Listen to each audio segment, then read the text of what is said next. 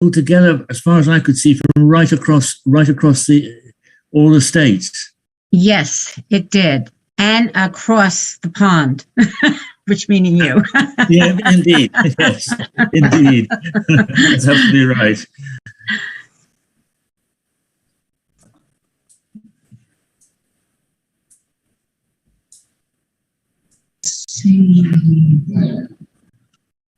People are joining.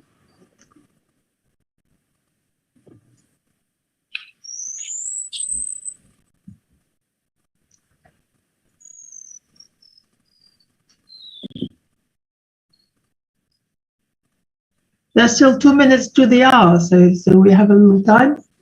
Okay. Hello, Armel.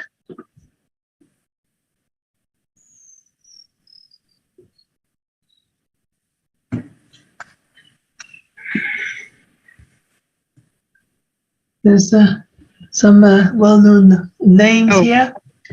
Sorry. Good afternoon, Dominique. I was asking what the weather like in Europe. Funny question always, because the UK is not part of Europe. No, not after Brexit. For me, it's still the European continent, so but it doesn't matter. It's bright sun and not hot today. Very pleasant. Good. Excellent. Lovely to see you again. Thank you for this meeting. Well, wait, you'll thank us when you have heard everything, because maybe it's a good I think it's a good subject, and I hope you will all enjoy it. Oh, I see. I have some. I've just admitted them. Thank you. Yeah. Hello, John. Hi. How's things? Oh well. Things have progressed. There's been a lot of things happening in the last few months. I won't discuss it on this webinar. Okay. Anyway, it seems that things... Recording in progress. Oh, okay. Continue. Sorry, I put the recording on so that yes. We can put, as we have done in the past, where our webinars are online on our website, if you want to have a look, and all the presentations should be there as well. Yes.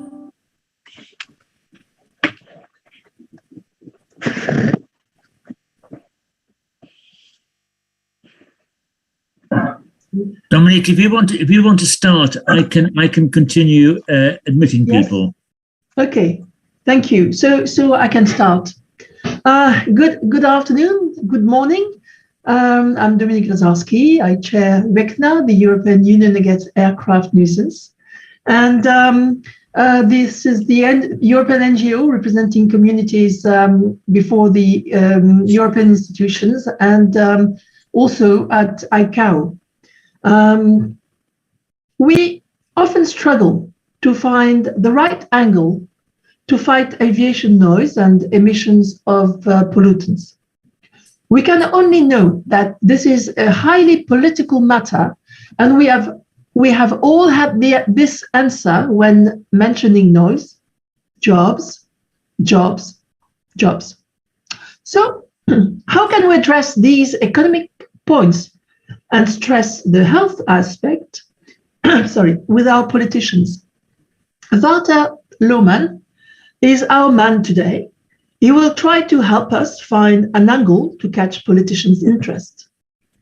Eleftheria Mfietzi, RECNA's treasurer, a Greek campaigner, health expert, and climate ambassador in Greece, you now have the floor to introduce Walter to our audience today. Thank you, Dominique. Welcome all. Today, our speaker is Mr. Walter Lohmann, who is a board member of RECNA and our webmaster. He lives near Schiphol, Amsterdam airport, and Walter has been fighting aircraft nuisance for decades now. He has been active to give citizens more influence in decision-making on matters that are important to them. He has sunk his teeth into the aviation dossier because big companies and politicians are colluding to silence the citizens and make them deaf and sick. His presentation is about ways to combat false arguments from government and the aviation sector. Wouter, floor is yours. Okay, thank you, Ria. I'll go and share my screen. Look if this is working. Yes, there we are. Hello, everybody. Yes, I live in Amsterdam, close to Schiphol. And seeing the title of this webinar, you might ask, do you as a citizen stand a chance in the fight against the aviation sector? An aviation sector that builds its image on dreams of faraway places, being as free as a bird, myths of being of societal and economic importance. We heard it in the introduction, jobs, jobs, jobs. Well, a sector that is supported by powerful governments. And at first glance, you seem to have no chance. But I'm going to show you that there are successes to be achieved. The theme of tonight is strengthening your position on aviation towards your government, and with questions for you and your government. Have a look. This is yes. How to attend this webinar? There are a few ways to do that. You can shout hooray every time you recognize a method you already know, and spot for more. And you can say softly, wow, that's nice what he found. And you can do, yeah, we listen to hear more. But the best way to listen to this webinar is to use each point in this presentation to ask yourself if you have tried every suggestion to the fullest yet. And that's the way we want to speak about this. I will present some aviation myths and ask questions about them.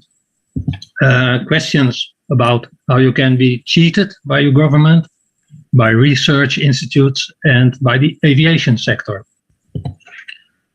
We're going not to try to answer all questions tonight. There are homework for all of us, inclusive myself and the Dutch who listen to this presentation.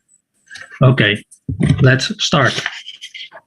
How much traffic does your airport need? Has that question ever occurred to you? Aviation has to grow for the benefit of the nation, is what you always hear. And who benefits from that growth?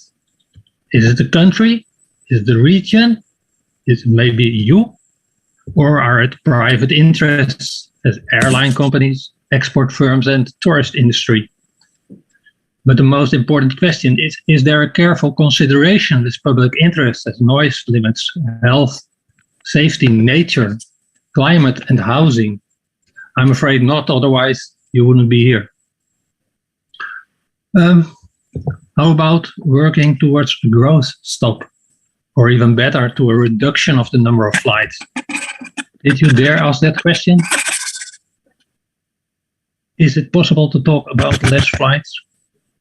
Because of the reduction in business passengers, maybe? Because of the pandemic, or because of the health damage? About mental and physical damage? I remember that only a few years ago, I was the only person in our residence group who dared to ask for a reduction in the number of flights, and it was considered unwise from a negotiation point of view. A growth stop was the maximum plea. Fortunately, that has changed, and it's now well appreciated to bring it up the point in the Netherlands. The next point is, what is the importance of the night flights, if there are any? I know they have successfully asked that question in Frankfurt, and we can learn from that. In the Netherlands, the number is at least slowly being reduced in the coming years. So you can have success sometimes. Another question is, what are meaningful destinations? Ever thought about that? the aviation sector will always say a large network is essential for the economy. But what is the quality? Wouter, excuse me, can you interrupt a second? There's something on your microphone. Everyone is muted, and there's a sound which is not very pleasant. Are you touching something? Oh, I'm afraid not, but maybe it's better this way? Yes. Okay, yes, I have to touch the screen to... okay, I'll be careful. What's the network quality of your airport? Is the basic premise, the more planes the better, the more destinations the better? Has the economic value per destination ever been investigated? Well, we did that in the Netherlands. A small group of people did that, and they carefully researched the commercial value of each destination, and Schiphol Airport has more than 300 destinations, a third of which is of very little value. They are only intended to lure transfer passengers to Schiphol and then take them over the ocean to other continents, and at such low cost that it hardly yields anything except a lot of superfluous air traffic. And without this hub function, you can cut the 500,000 with 100,000 flights per year. And another 50,000 we're going to nearby destinations by train. Did you know that there are 60 flights per day to London only? And there's a high-speed train running already at a low frequency. Only 10 extra trains can replace all 20,000 flights. Well, I think that's significant. Well, is employment an argument? Yes, of course. It's always the argument. But in the Netherlands, even the trade unions believe that the number of flights should be reduced, partly because of poor working conditions. Well, you don't have to seek for an enemy if you find them on your own territory. That is the trade unions from the airport. Journalists recently showed that the work for platform employees is particularly unhealthy. While the airport and the government in Denmark, for example, are working together to substantially reduce poor working conditions in terms of ultrafine particles, nothing is changing in the Netherlands despite alarming signals about health. It costs too much money to take substantial measures, so you can challenge that. And is there no better work to do than on the airport? Yes, of course. And we know all that there's a competition for work who were fired during the pandemic. How are the employment conditions in your region? I think they are better than on the airport mostly. And you can find out with a social cost benefit analysis. Well, has there ever been an independent analysis being made at your airport? Because there are many different variables when looking at aviation, and you may have to make sure that variables like environmental quality and CO2 reduction, NOx, ultrafine particles are also taken into account. Then what technical sentences, it's good to know that in an economic limited region, more flights might lead to regional economic growth. But in metropolitan regions, big cities, growth in the number of flights creates demand. People that want to fly, they come to the airport, and that's the growing factor. Okay, how about legal protection? There are many legal exceptions for aviation, we all know. And have they ever been tested, is the question. No taxes on kerosene, for example. CO2 reduction doesn't count for the aviation sector, we all know. Deviations in agreed flight routes are always explained with weather conditions or safety reasons.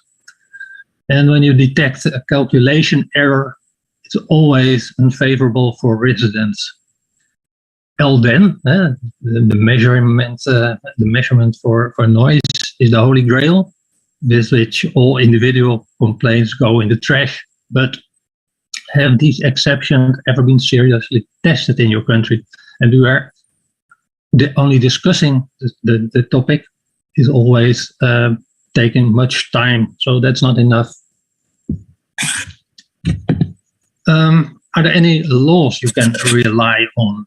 Although the Constitution should protect you against unacceptable nuisances, aviation is always exempt from any rule.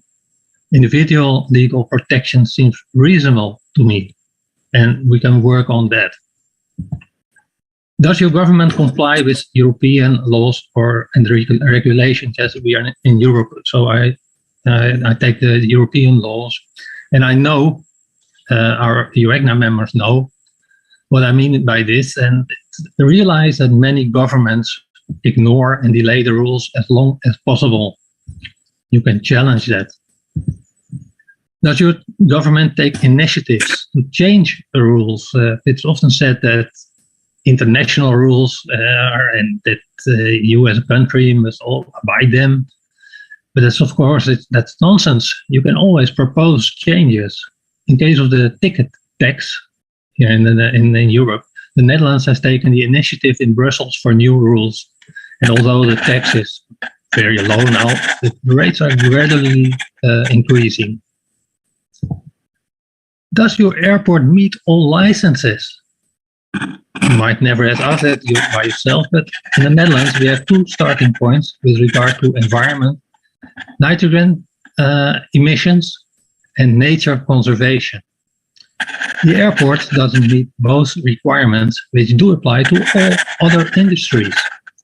So you might be able to find surprising allies also for financing your campaigns. Nitrogen is a main thing on behalf of only one person in the Netherlands, and since May 2019, no house can be built, no road can be constructed, and no airport can be opened because of too much produced nitrogen. Sorry, Walter, but there's a sound again. Excuse me. Okay. I hope you did understand what I said, but I can go on, Dominique, or should I repeat? Yes, I think you can. Okay. I think the pages are somewhere. Yes, maybe I try to look in the camera and read my paper, so I'll look a bit less in the camera. People are looking at the screen. Okay. What I said was that the nitrogen compounds are very important in the Netherlands, and mostly are created by cattle. By the way, it's cows and chicken, etc. But aircraft also take their part. And yes, because of the nature, we have to reduce nitrogen, and it blocks everything. It's really a serious problem now. And when the airport argues, we were here before these kinds of permits, that doesn't work. The court did not agree. And as a result, politicians are now confronted with major problems, as I said. Do major suppliers have all permits? It is a relevant question since Shell, the oil company, has been sued for their CO2 emissions, and not only must the company itself reduce emissions, but it also must ensure that customers pollute less. Well, a bit difficult with all those kerosene they produce.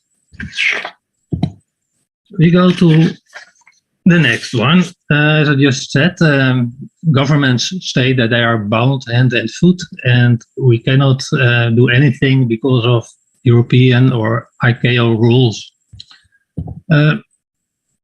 What do you know about the instruments that regulate aviation, like slots and taxes and human rights and laws, local and international? It should be good if we know what we're talking about, and it's quite difficult. It's quite it's not so easy to know what all those things mean and how you can influence them. It would be helpful to monitor aviation policy. In the Netherlands, we citizens are trying to get the Ministry of Transport to set up such a board as the next one. Yes, an independent advisory board. It's ambitious, but if you want to take citizens serious, as the government claims, you have to go into that direction. And if you already have such a board, such as the United Kingdom, do they work internationally, and can you contact with them? That's what UECNA wants, always working internationally and learn from each other. Now for the last slide, number 9, are you well prepared? Are you being heard by policymakers? Do you know examples where citizens are in dialogue with their governments? I've told you something about the Dutch situation, but there are good examples of citizens in dialogue with their government, Austria, for example.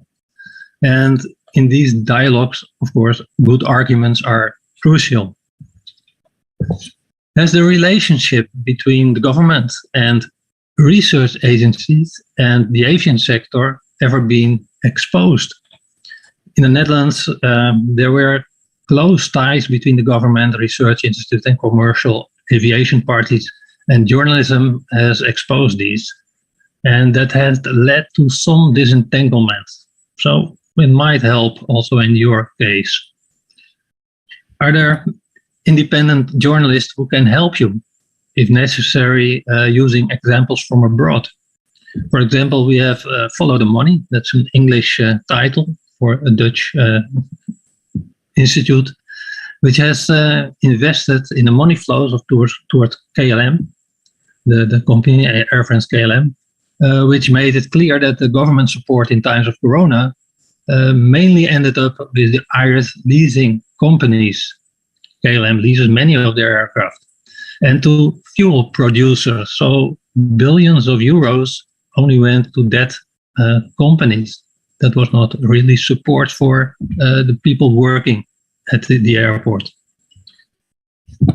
Have you tried to get financial or logistical support from medium-sized companies? One of the most critical websites on aviation in the Netherlands is financed by local companies that employ people who are inconvenienced by the busy air traffic. And because they also receive orders from companies that deal with Schiphol, they donate anonymously. But this is a way you can create capital for your actions and for lawsuits. It might be an idea. Do you use all social media to get support for your vision? Video, Twitter, presentations. On the UECNA website, you can find a few examples of presentations by our own professor. He is also listening tonight. And yes, he is now well known among Dutch policymakers. I've produced over 20 videos with him. So use your creativity. There are more ways to be creative on this way of influencing. And last but not least, do you have contact with members of parliament, national and local? You can make petitions, do webinars like this. We did that in the Netherlands. Matt Poelmans, who is also here, has made those contacts. And we had a very successful webinar because you know much more about aviation than many local councillors. And they will be happy with your contribution. So try to have contact with them. So the answer should be yes.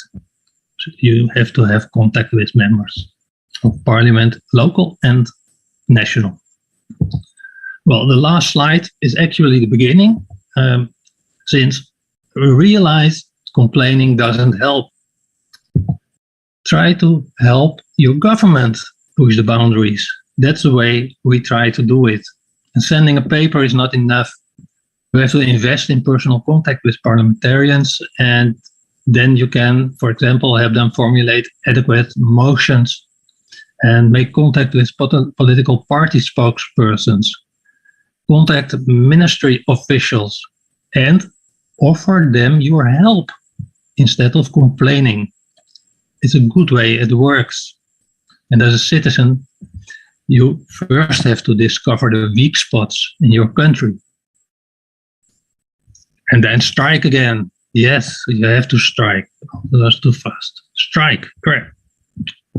Oh, there's no bonus slide. Oh, that's nice. What is the bonus slide? The Volkskrant, that's a Dutch paper, so a bit like The Guardian in England. They published a paper on the 17th of June, that's 3 days ago. And the headline is Trend Break. Cabinet wants significant reduction of Schiphol Airport. And they say it's because of noise nuisances, but nitrogen, I told you about, and ultrafine particles are also playing a major role. And see today's article, health risk around Schiphol due to ultrafine particles. Increased risk of death from cardiac arrhythmias and increased risk of preterm birth. Today was that in the news. And it's a ministry report on the study of the effects of ultrafine particles, and will be published this week, but this was for publication. And then we have the summary. Well, detect and challenge the myths your government uses to support the aviation sector. Expose and entangle too close links between your government research and aviation. Detect and obtain support from potential allies, media, and from within the civil service. There are people within the civil service you can be sure of who can support you, only not openly. And try to help your government with good arguments and go for the weak spots to win. Thank you. Wouter, thank you very much indeed for that. I think if you stop sharing your screen now, we can all see each other. Feel free to turn on your cameras if you wish. If you, in the middle of your lunch or your dinner, you can leave them off. But it's good to see you all. Just introduce myself. I'm John Stewart. I worked for a long time with residents at Heathrow Airport, and I'm now the Vice Chair of UECNA. And I'll be facilitating the next half hour or so of questions and discussion. Just to start with one point in the chat. Darlene, you asked about the video links that Wouter talked about. I think Elavathera has just now put them on in the chat, but they're also all available on the UECNA website. Thank you. Okay, no problems. Right, Wouter posed a lot of really interesting questions there, and I think what I'm going to do, if it's all right with you, Wouter, is just see what reactions people have.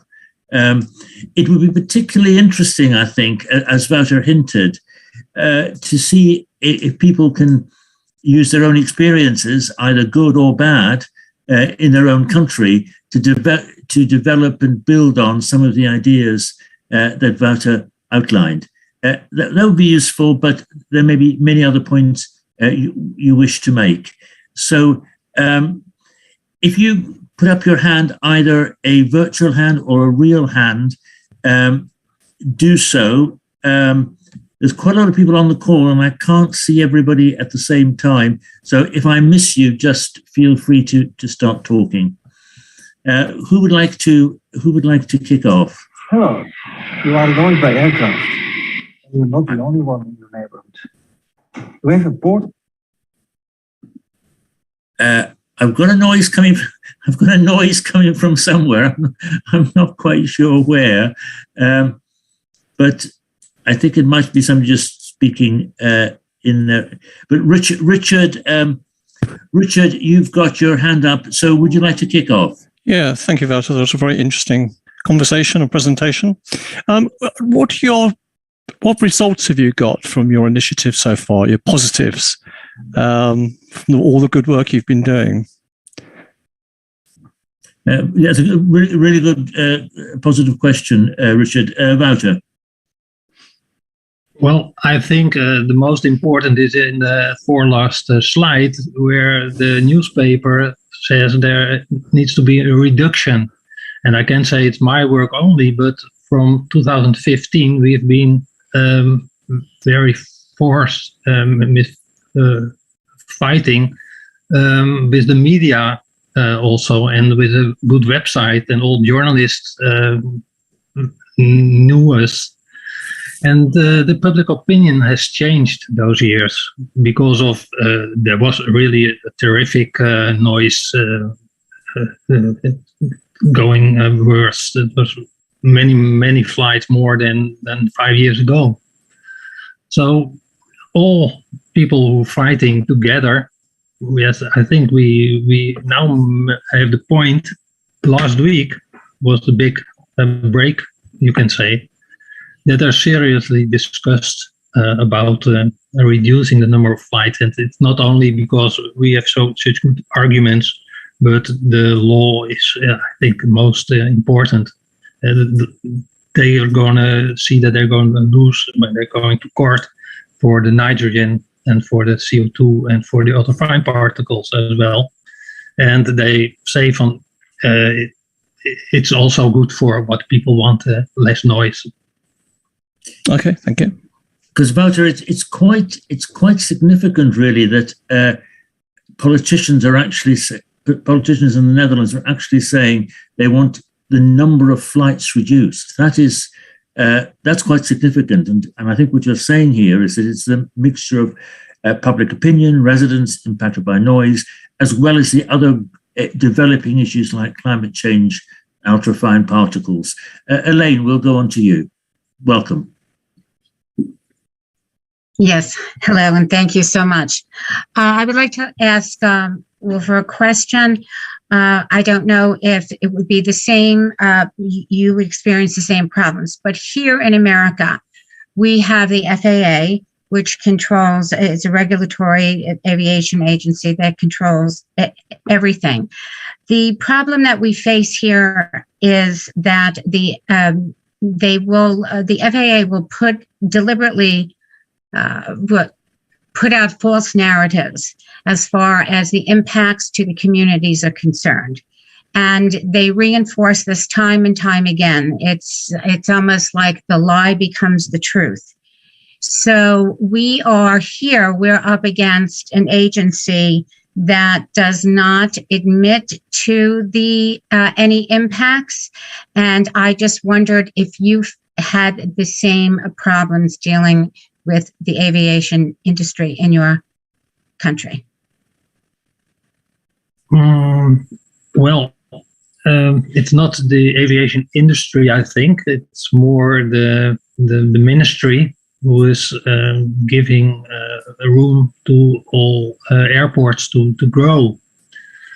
And that has to be changed because we are a very densely populated country here. And well, there is a maximum, and that has been reached now.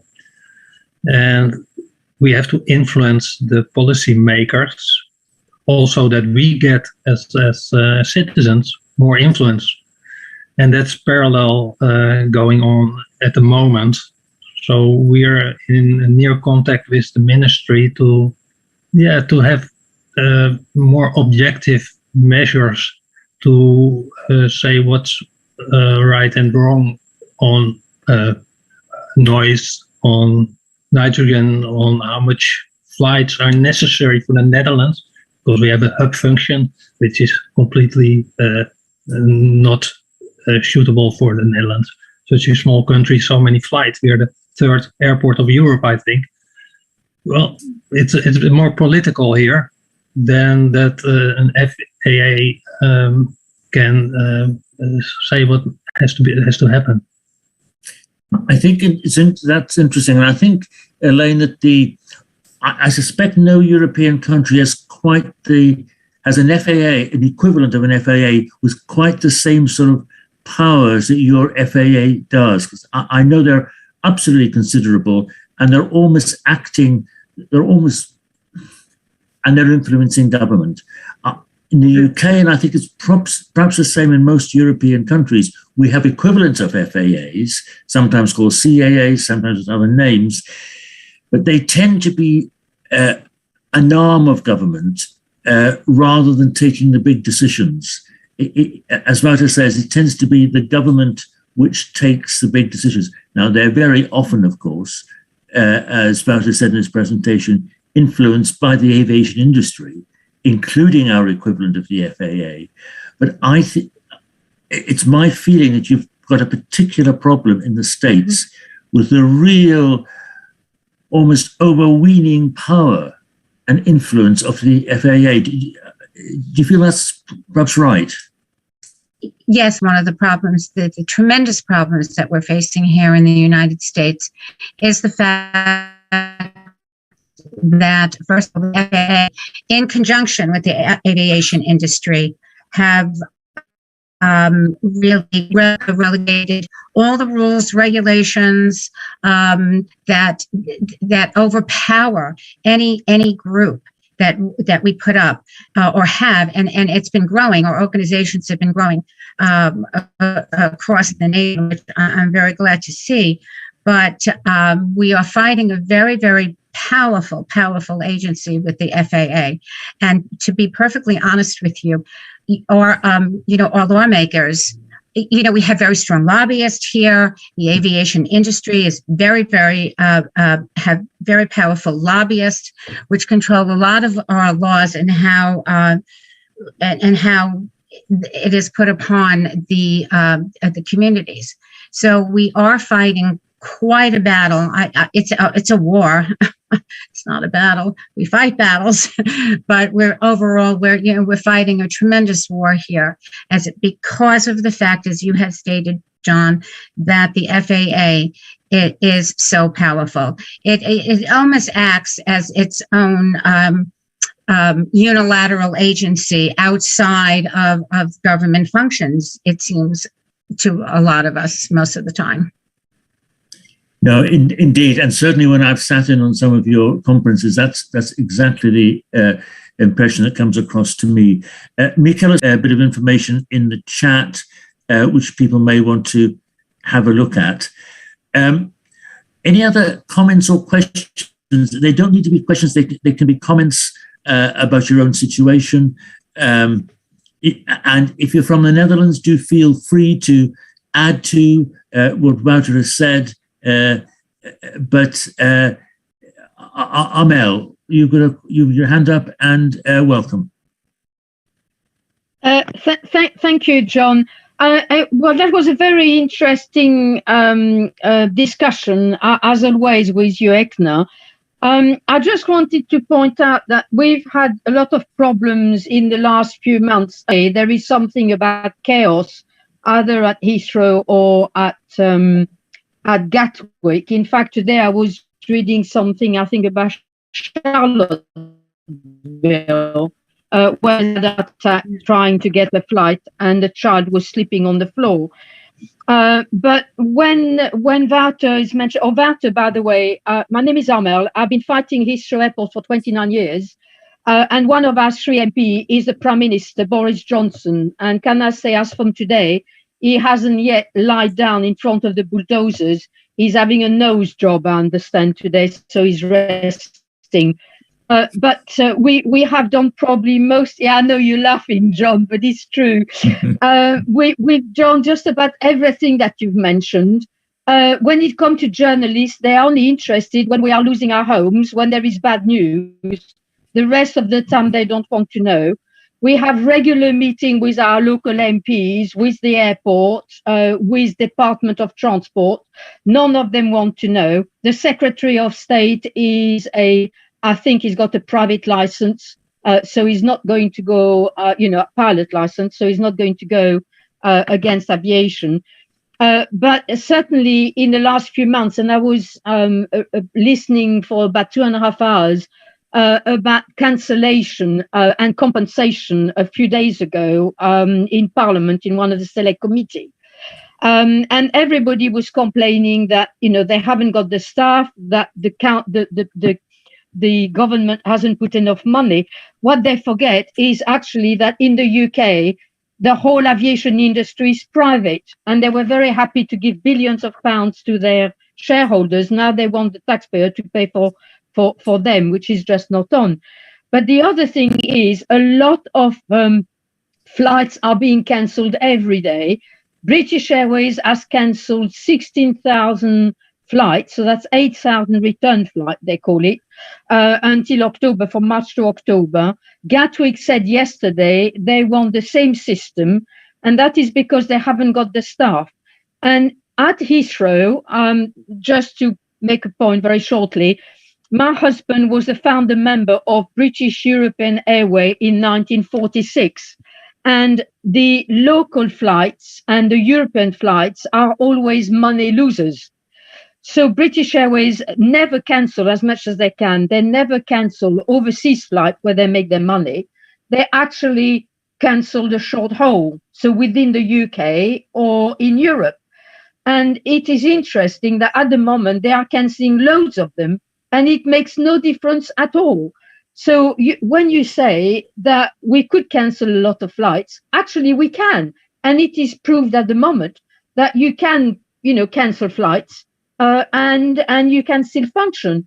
So I think it would be very interesting near Heathrow Airport to understand how you can convince Boris and his mates that we should have less flights in the same way as in Amsterdam. Thank you. And thanks very much, Armel. Just to say that Mikael's put a small correction in the chat. Thanks for that. Maybe I can say something about this. Yes, on you go. Schiphol is also as big as Heathrow, so they are the same problems. They have not enough personnel, so there are many flights cancelled. They must 20% of passengers must be cancelled. People who have their holidays planned already. But what also is important, what you say, is always going about complaining. And I think I've tried that 5 years, but it didn't work. And well, I happen to be a psychologist, and I thought you might shift it to trying to help everybody who has a problem. Boris Johnson has a problem with the airports. So you might try to help him. That's the way we are trying to do it in the Netherlands now. The ministry has a big problem. And we are talking to the people who want to make new policies to say, well, maybe we have good arguments you can use. And there are people working at the ministry who are on our side, but they're not, they're a minority. So you can try, why shouldn't you try to work together with the ministry and the civil servants? It's not a guarantee, but it's better than only complaining, which surely doesn't work, I think. Boris Johnson. I think John is the right person to actually been asked that question, because John has been involved at a very high level, and I would like John's view on that. But thank you very much, Wouter. John, can you reply to that? Yes, I mean, I think that's right. I mean, I think our aim needs to be to influence government at the highest level. But I think that is, governments are in a position to listen to us, best of all, if they feel there's strength of feeling behind us. If it was just me, John Stewart, or individual Wouter Lohman going to see government, why should they listen to one individual? But I think the reason why they're listening is if they feel there's a groundswell of opinion that is behind us at a grassroots level. Now, I think you've demonstrated, Wouter, that is definitely the case these days at Schiphol. I think Armel and Joan and others who I see on the call from Heathrow would probably agree that over the last 10, 20 years, that groundswell of opinion and of opposition has Heathrow. And when they feel under that sort of pressure, then you're quite right, Armel, people can go in to government, and they will at least listen. Because some of the civil servants, as you say about it, genuinely do things. Others just feel that they're under pressure to do something. Otherwise, these troublesome residents won't go away. I was going to ask you a question about whether you have links in the Netherlands with people at other airports. Now, I know the Netherlands is a bit unique because Schiphol is so much the dominant airport, but there have been protests, I think, at other airports as well. And do you have a network where you talk with each other and work with each other? And then I'll come to Darlene. Well, we have a network in the Netherlands, but the other airports are very small. My most important source is UECNA, with Martin, who's fighting at Frankfurt, and LF3, I was fighting at Athens, Venizelos, and yes, at Vienna with Manfred. Well, we learn from each other, so you should be a member of UECNA. I think that's important. Keep the advert going. There is, Darlene and then over Thera, there's a lot of truth, certainly when I was at Heathrow, that Heathrow has more in common with Schiphol and Frankfurt and Charles de Gaulle than, because it's such a big airport, than it perhaps has with some of the smaller airports in the UK. So there's truth in what you say, Wouter, that, and as you and Mel have just demonstrated, that airports of a similar size face similar challenges and probably similar opportunities. Darlene, you've been waiting patiently. Thank you. Thank you very much for the excellent presentation. A couple comments. The legal protections. In the US, we have very limited legal protections. They're all about land use, and they use the standard, which is DNL 65, which most people aren't going to hit. So I'd be curious in Europe, what are legal protections that have been effective? Second, the "Are you well prepared" slide was excellent. It'd be great if we could find a way to share best practices that locals have done around the world, actually. And thirdly, the chat comment about the propaganda about airplanes become quieter, et cetera. It would be great if we could do a paper to refute this, because that is a very common myth that keeps getting said. Oh, our airplanes are getting quieter and we're investing all this money to make them quieter. And we all know that on arrivals, the engine noise isn't what causes the noise, for example. So that's an opportunity. And I just want to applaud the groundswell agreement. My efforts nationally in the US are trying to get multiple communities to write letters together, which is what you were saying, John. That gets more attention than just one group. Thank you. Thanks for those points, Darlene. Very useful. Legal protection, has it been effective? The second point about sharing best practice, and the third one about undermining the propaganda about planes getting much quieter. Wouter, do you want to kick off? And others may want to come in as well. Best practices is the most simple. That's on our website. There are a few pages with examples, and they're open for new examples. So you can mail them to the UECNA website. The form is, there's a form. And you'll find best practices on key issues and actions. So I try to fill that, because I'm the webmaster. I try to fill that more every time I hear new things. So that's the most simple one. The other one was the legal protection. Well, the Constitution says that it has to protect everybody from health damage. So there are some entrances for law, I think. And in the Netherlands, there are more. You also need a nature permit to operate an airport.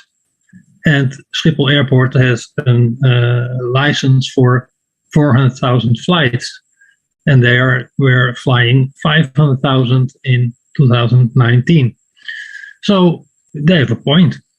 And another point is the nitrogen. I said it's really a hard point for the government. They have to follow the European law they made themselves, and they are having much higher values of nitrogen in the air and on the ground, and it's all because of aircraft and industry and cattle. That's idiot in the Netherlands, but we make a lot of cattle.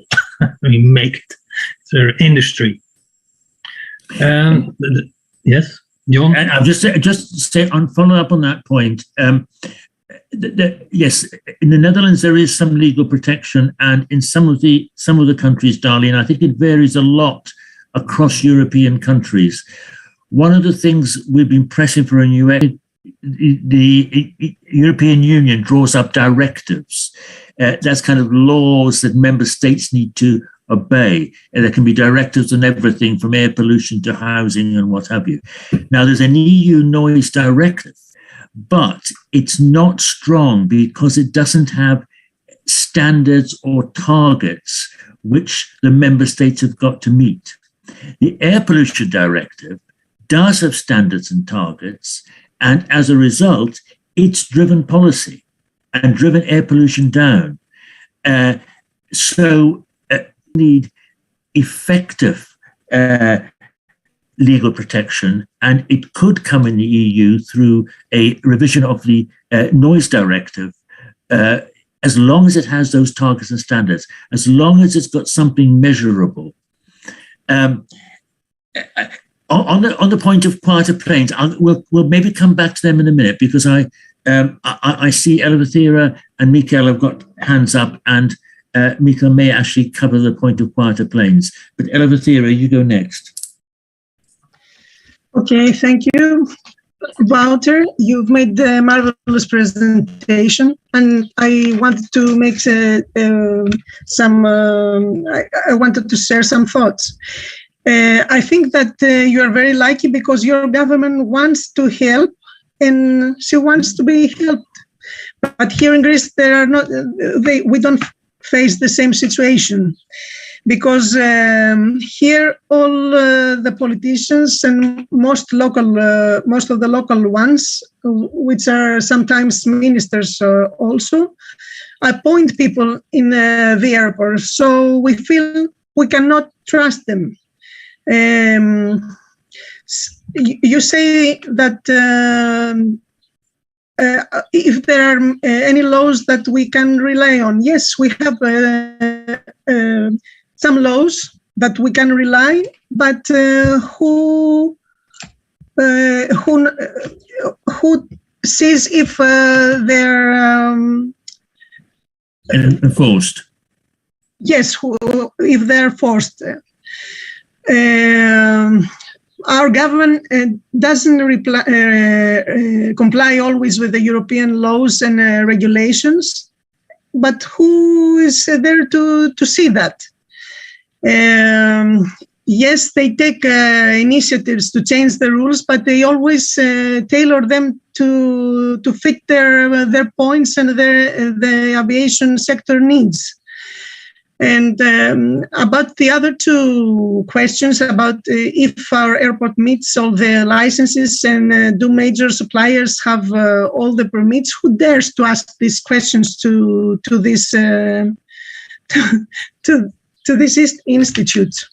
We also have other regulatory bodies that are supposed to take care of people's health and well-being, but they never do that.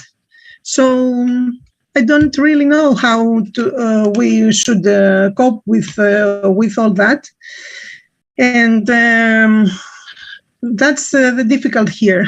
Our government, not only this one, but all the governments of all these years, doesn't want to be helped. They help the airport. They help with laws, with whatever they can. And that's the bad thing here in Greece. Mathilda, thank you very much for that. It was useful to have that account from Greece, because, as we were saying earlier, it's different in different countries. But I'll come back to you maybe in a minute or two. I'll take 1 or 2 points first and then come back to you for a kind of summing up. Michael, I think you wanted to come in. We keep talking about noise pollution, right? Noise reduction, but we are not really successful with it anywhere in the world. So, for maybe locally, air pollution rules are going to help us, but isn't the CO2 reduction because of the climate change our biggest friend at the moment? That was just something because we keep talking about noise pollution, and I think maybe that's not really what we should focus on. I think 2 things, Michael. My own view is that we probably do need to keep talking about noise because nobody else will. But having said that, I think you're absolutely right that the main driver right now, as far as governments are concerned, as far as the industry is concerned, is to deal with CO2 emissions. They're under pressure to... Yeah, go on. Well, yes, we need to keep talking about noise reduction because they have these plans for electric planes or whatever they are coming up with, and so we need to. Maybe we need to also focus, and I think that's happening in the Netherlands. Is the trying to convince the government or the ministries that the energy required for this type of flights is ridiculous. And maybe there's some parts in the world, maybe even people in this call who are in a very sunny place where there's enough energy. But in the Netherlands, it's that's crazy. They wish, but it's never going to happen. And maybe that's also something people can focus on. It might be a little bit relevant for this webinar. Tell your government that the energy required, do the math, and at this point for Schiphol airport only, they need 50 nuclear plants for just doing the energy that's in kerosene to translate that into kilowatts. 50 nuclear plants. That's the math, and it's solid, and it's not going to work. Where are you going to put all the plans? Yeah, that's right. It's just not going to happen, is it? It's just not going to happen. Yes. Just before we leave you, I'll go back to Wouter for a few last words. You've put something interesting in the chat, Michael, about how planes are barely reduced to noise over the last. It goes back to the point that Darlene was making, I think, about how there's a lot of propaganda about quieter planes. Do you just want to say what you put in the chat, because I thought it was a useful fact? Sorry, I didn't quite get the question. You put something in the chat, I think, about quieter planes. Yeah. So an engineer here in the Netherlands has the data for 15 years of decibel measurements. And the average noise in 15 years was reduced by 1%. So the average noise that a plane is making, and the promises from the industry are like 1 or 3% reduction in noise per year, or per model. But some models, they fly with some planes for 20 years. So it doesn't help. If Boeing or Airbus is designing a new plane, not everyone is using it instantly. Not all the planes in the world are phased out. So the actual, whatever they promise, in 15 years there was only 1% reduction in decibel noise, and we need 220 years to get on the World Health Organization levels at this speed. Absolutely right. That's very useful, and it ties in with the previous webinar we had when Finlay was talking to us about reductions, and he was just saying it's going to be incredibly difficult to get the technology for noise reductions. we're coming almost to an end. We've got about 3 minutes left. So, Wouter, I'm going to leave you with the 3 minutes just to sum up and pick up any points you wish to do so. Yes, the only way of noise reduction is reducing the number of flights. That's clear. That's the only way to reduce noise, in my opinion. And about the political system, in the Netherlands, we have many parties. So we have always some allies who can bring their point in parliament. I don't know how it is in Greece, but we have always friends in parliament, although they don't have the majority. And it's only since last week that there's a majority for reducing flights because of other pressures, and mostly for CO2, but also for ultrafine particles. So that's a future which might help change policies. Well, that's to answer. Listen, thank you very much, Wouter. Arlene, I think you've just joined us. I think you've made. We're just about to finish, I'm afraid. I think you made my mistake of joining an hour earlier, an hour late. Oh, I'm late? I thought I'm it was afraid 1 so. o'clock. I'm afraid we're just about to end. I'm sorry. I had the Listen, wrong don't worry. time Don't worry. down. I thought I saw your name there, and I thought I'll let you in just so that we can we can all embarrass you. What time is it now? What time is it now? It's 6 o'clock. No, it's 7 o'clock Brussels time now. Oh, I made the mistake of thinking London time. Listen, I've done exactly the same when I joined one of your American conferences an hour late. Okay. So I'm both so in the same sorry. boat.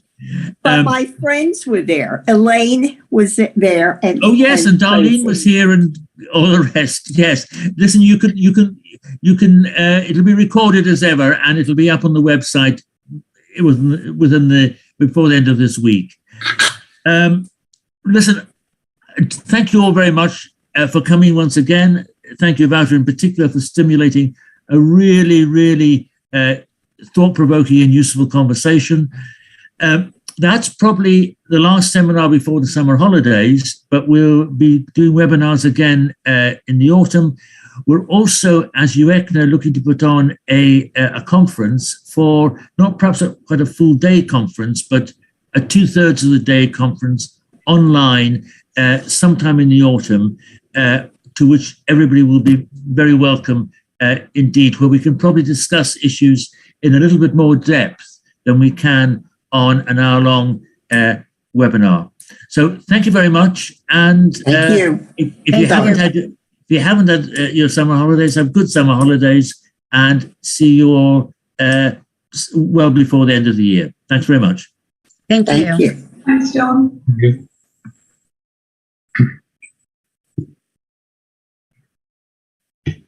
Goodbye, John.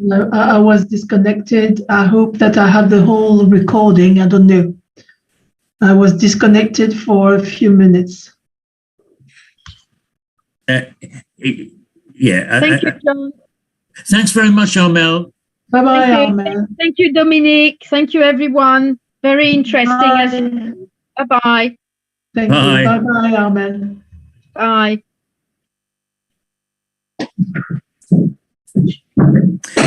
No, I also meant to thank, I think he's still here. I meant to thank our friend from Indonesia, I think, who I think is still with us.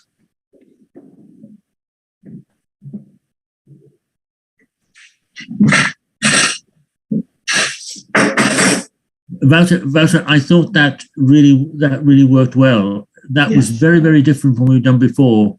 And as I said, it stimulated a really interesting discussion, which I think will be continued amongst local groups, and I think can be continued via UECNA as well. Yes, thank you, Wouter. This was very, very good, very interesting. And once you have solved the problem with the microphone, everything is perfect. Okay. Okay, I think we perhaps should call it a day. And John and Dominique, would you still have a moment, and Wouter maybe, to discuss how we're going to share this supersonic comments? Yep, I can still. I have not more than 10 minutes. Okay. Well, maybe I think we came to the conclusion that just spreading the news across the various countries would be the best way forward, isn't it? Yeah, I think that's probably right, and just see who goes through about it. Well, I'm not sure. I'm not sure. I think the fact that look, our language, main language is English. You have. I see the Guardian as a paper quite relatively in favor of the fight against pollution, noise pollution, air pollution, and especially coming from aviation. So, and it can easily be spread amongst our members and the political world, especially EU politicians. And William, you have this follow the money thing. Why not? I mean, it's a different audience, and I think it wouldn't hurt. I don't think there's a competition between the two newspapers, so probably we could do both. But I would wish to wait for others. If I want to do something in France, or if you want to do something in Germany, let's wait a little, because I don't know if they will be happy to have a story which is already in the Guardian, and the Guardian won't be happy if the story is already out in France. So let's test first the Guardian and say follow the money, and then we'll see what we do at other local places. Yes, I think thinking about it, that may be right, because I think they are two very different papers, and it won't matter if they appear in both. But the Guardian wouldn't really run a story if it appeared in a number of other European countries. Yes. So I'm happy to contact the Guardian. I haven't done so deliberately so far, but I'll do it tomorrow morning. And I think it's a very wide audience and general public, and that politicians read the general public papers first, then the more focused papers. Yeah. Would you be happy with that, Willem? I would be happy with it. I'm not sure if Wouter, because Wouter has some reservation about the follow the money journalists that I know. I do know that Follow the Money is probably read better than any Dutch newspaper, because they tend to discover lots of things. They tend to investigate first and then publish. So I don't think they would publish tomorrow morning if I would call them today. They would probably publish within a month or so, after fact-checking everything that we tell them. So in terms of timing, it would probably not harm if we would talk to both. But I think Wouter has a better side of really how the political landscape in the Netherlands works, which papers are the best to approach for which subject. So I would very much leave it also to Wouter to make the decision where we would best start in the Netherlands. But I think the subject, would go very well down with the Follow the Money, and the audience of Follow the Money is certainly all of the politicians in the Netherlands. At least that's my understanding. Wouter, what do you think? It's a very select group who's reading those papers. It's behind the paywall. So it's a very small group that reads it. And when it's important, the other papers will pick it up. So that has happened before. So I think it's a good way to try to get it under more audience, and that John is trying with the Guardian. It won't bite each other. It's very difficult public. Guardian is international. I think they complement each other. From what you said about Follow the Money, I think, because the Guardian's a much more, it's a quality paper. It's also a more populist paper. I might have to do some persuading on the Guardian, because at this stage he may say it's always a little bit technical, it's a little bit too early, but I'll see what I can do. About his first fan. Your first fan has arrived. You'll become famous before tomorrow. You'll be the story and follow the money. Forget all about this stuff about. It's my own professor. So, are you both happy that that's the way forward? Yeah. Yeah. Let's do that. I'll keep you in the loop. And okay. Me too. I'll probably just see if I can contact Ties. It's been a while since I talked to him, but I helped him with some of his research on the European system. Yes. Yeah. Okay, good. Yeah. All right. Let's go about it that way then. Yes. See you all soon. Okay. Thank you. Bye-bye. Bye. Bye.